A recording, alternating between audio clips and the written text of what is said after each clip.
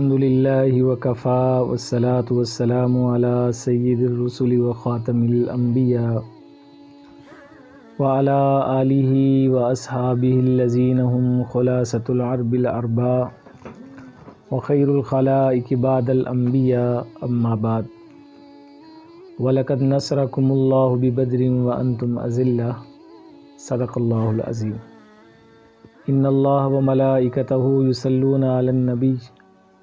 یا ایھا الذین آمنوا صلوا علیہ وسلموا تسلیما۔ اللہم صلی علی محمد وعلی آل محمد کما صلیت علی ابراہیم وعلی آل ابراہیم انک حمید مجید۔ اللہم بارک علی محمد وعلی آل محمد کما بارکت علی ابراہیم وعلی آل ابراہیم انک حمید مجید۔ ہر قسم کی حمد و ثنا خالق عز و جل کے لیے جو ساری کائنات کا پالنے والا ہے۔ ان گنت بار درود و سلام سرور کائنات رحمت دو جہاں حبیب خدا جناب محمد مصطفیٰ صلی اللہ تعالی علیہ وآلہ وسلم کی ذات گرامی پر۔ ناظرین، 94 نیوز کے اسٹوڈیو سے رحمت رمضان نشریات کا خصوصی پروگرام درس قرآن آپ دیکھ رہے ہیں۔ کل کے درس میں 21 رمضان الکریم کی مناسبت سے خلیفۃ المسلمین امام المتقین حضرت سیدنا علی المرتضیٰ رضی اللہ تعالیٰ عنہ کے فضائل مناقب آپ کے سامنے ذکر کیے گئے۔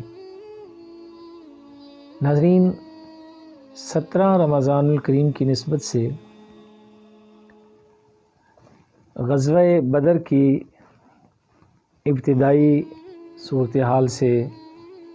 پچھلے دروس میں آپ کو آگاہ کیا گیا۔ اس کا تیسرا حصہ غزوہ بدر کا آج آپ کے سامنے رکھیں گے۔ غزوہ بدر کفر اسلام کا وہ معرکہ ہے جس نے حق اور باطل کو جدا کر دیا تھا۔ اس معرکے میں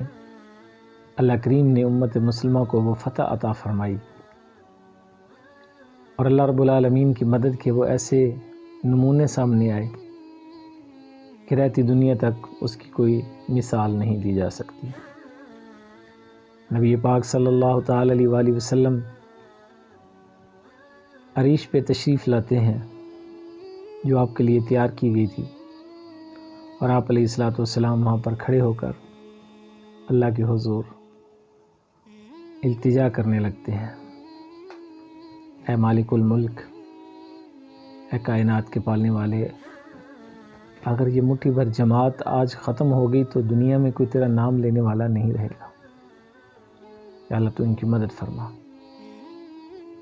اللہ رب العالمین نے مدد کا وعدہ فرمایا۔ رسول اللہ صلی اللہ تعالی علیہ وآلہ وسلم کے چہرے پہ خوشی کے آثار ہیں اور زبان پہ جاری ہے سیہزم الجمع ویولون الدبر۔ اور نبی پاک صلی اللہ تعالی علیہ وآلہ وسلم اللہ کی مدد کا وعدہ لے کر جب اپنے صحابہ کے حضور تشریف لاتے ہیں اور ان کی صف بندی فرماتے ہیں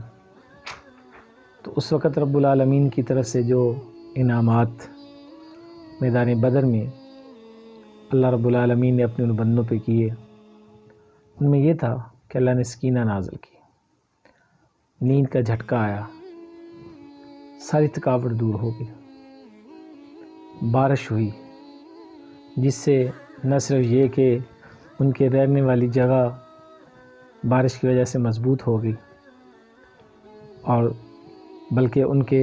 ضروریات زندگی کا جو پانی تھا وہ بھی رب العالمین نے بہم انہیں عطا فرما دیا۔ ناظرین اکرام، اللہ کے نبی صلی اللہ تعالی علیہ وآلہ وسلم کے ساتھ اللہ کا وعدہ تھا، فرشتے اللہ رب العالمین نے اس میدان میں بھیجے۔ جب آمنا سامنا ہوا تو شیطان جو ایک سردار کی شکل میں ابو جہل کا ہاتھ تھا میں اس میدان میں موجود تھا، جب اس نے فرشتوں کو دیکھا تو ہاتھ چھڑا کے بھاگنے لگا، تو ابو جہل کہنے لگا کہ مشکل کی اس گھڑی میں چھوڑ کے کہاں جا رہے ہو؟ کہنے لگا جو مجھے نظر آ رہا ہے وہ تمہیں نظر نہیں آ رہا۔ ایسی مدد اللہ رب العالمین نے کی کہ جس کی کوئی مثال نہیں ملتی۔ نبی پاک صلی اللہ تعالیٰ علیہ وآلہ وسلم کی جانساروں نے محبت کے وہ ایسے نقوش چھوڑے کہ جن کی مثال نہیں ملتی۔ سبحان اللہ، ایک طرف اللہ کی محبت، ایک طرف اللہ اور اس کے رسول کی محبت، اور اس محبت میں سامنے نظر آ رہا تھا کہ ہمارے پاس اسلحہ بھی نہیں ہے، حالات بھی مناسب نہیں ہیں، تو کس انداز میں ہم جا کے ان کا سامنا کریں گے؟ لیکن ان سب چیزوں سے بے نیاز ہو کر میرے محبوب کے جانثار وہ اولو العزم ہستیاں جن کے بارے میں رب العالمین نے دنیا میں سرٹیفکیٹ جاری کیا، رضی اللہ عنہم ورضوا عنہ، بالکل موت سامنے ہے، اور یہ عقل سے ماورا بات ہے دوستو کہ اسلحہ نہیں ہے، سواریاں نہیں ہیں، جنگی حالات نہیں ہیں، جنگ کا سامان نہیں ہے، کمزوری عروج پر ہے، پیٹ خالی ہیں، روزے کی حالت ہے، اور مقابلے میں تگڑا دشمن ہے، لیکن ان سب چیزوں سے بے نیاز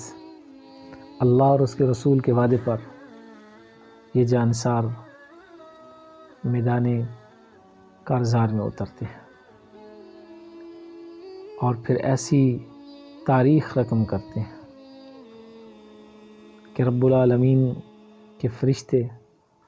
ان کی تائید کے لیے اس میدان میں اتر پڑتے ہیں۔ صحابہ کرام کا کہنا یہ ہے کہ جس وقت جنگ شروع ہوئی تو حالات کچھ ایسے تھے کہ ہمیں جب ہم کسی کافر کی طرف جا رہے ہوتے تھے اور ابھی ہم نے اس پہ وار کرنے کے لیے اپنی تلوار کو سیدھا کیا ہوتا تھا تو اس کی گردن کٹ کے نیچے پڑی ہوتی تھی۔ ایک صحابی فرماتے ہیں کہ میں جا رہا تھا اور میرے آگے سے ایک کافر کے پیچھے بھاگ رہا تھا کہ اس کے اچانک مجھے آواز آئی کہ جیسے کسی نے زور کا اسے مارا، دیکھا تو وہ نیچے گرا پڑا تھا، اس کے ناک سے خون بہہ رہا تھا۔ اسی طرح سے صحابی رسول فرماتے ہیں کہ جن کی موت کفار کی فرشتوں نے ان کو قتل کیا تھا، اللہ رب العالمین کے حکم سے ان کی جو لاشیں تھیں ان پر خاص نشان تھے، ان کے جو پورے تھے انگلی کے، جیسے کسی چیز کے ساتھ جلا کے انہیں سیاہ کیا جاتا ہے، اس طرح وہ جلے ہوئے تھے، آگ کے ساتھ جیسے جلے ہوتے ہیں، ان کی پیٹھوں پہ نشان تھے، اور یہ ایسا منظر تھا کہ سبحان اللہ، صحابہ کرام اشش کر اٹھے، اور ہونا بھی چاہیے کہ پاس کچھ بھی نہ ہو اور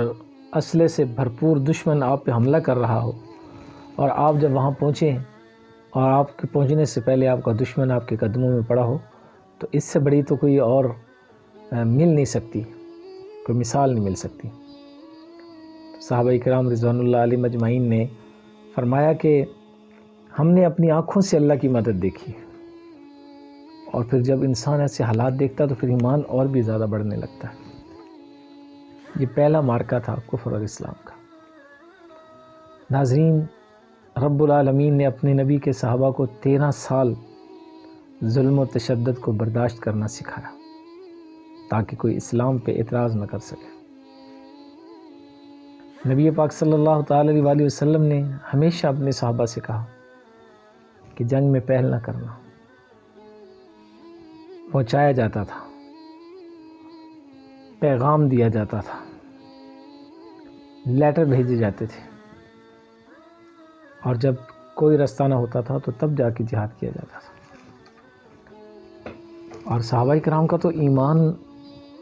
ایسا مضبوط ایمان تھا کہ اللہ جی قرآن مجید میں فرماتے ہیں اولئک الذین، یہی وہ لوگ ہیں کتب فی قلوبہم الایمان، ہم نے ان کے دلوں میں ایمان خود لکھا ہے، ان کے ایمان کی گواہی اللہ تعالیٰ خود دیتی ہے۔ اولئک الذین امتحن اللہ قلوبہم للتقوی. یہ ایک الگ چیپٹر ہے، الگ ٹاپک ہے شان صحابہ کا. ضمناً باتیں عرض کر رہا ہوں. ناظرین کرام،